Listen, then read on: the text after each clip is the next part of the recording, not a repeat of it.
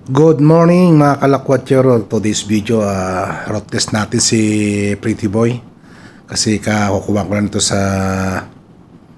service center. Nagkaroon siya ng problema. Nag-mix yung langis niya tsaka tubig, yung coolant. So 3 buwan sa doon. Kasi nagkaroon kami ng problema ng service center. Ayaw nila na i-under warranty dahil daw na ang dahilan nila ano na raw, void na raw yung warranty niya kasi sa labas ko raw siya transmission na change oil tsaka engine na change oil. So ayun, karoon kami ng konting agremento. Ayun, sinabi ko naman sa kanila na yung consumer rules dito sa Saudi Arabia protektado ako ng ano yan, Saudi. So, kahit nasa labas tayo nagpa-change oil, basta may mga resibo tayo na pwedeng ipakita sa kanila at ibayan natin yon.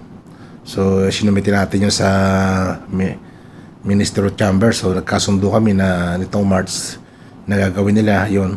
Pinalitan nila ng transmission, tsaka makina, tsaka radiator. So, instead na 45,000 reals yung babayaran ko sa pera natin sa Pilipinas, sa 100,000 yun sa piso. So ayun, nagkasundo naman, instead na 45,000 reals yung babayaran ko, nga yun naging na lang 5,500 reals. Pero malaki pa rin sa pera natin sa Pilipinas, nasa 80 pa rin yun. So ayun, sawa naman Allah, satisfied naman tayo sa sa pagkakapalit ng transmission tsaka ng makina tsaka ng radiator. Parang siya, sobra pa sa bago. Ang galing malagbo, ang ganda ng hatak. So napapasalamat na ako dyan sa service center ng Jitor. At kahit pa paano naman pumayag sila na may under warranty pa rin.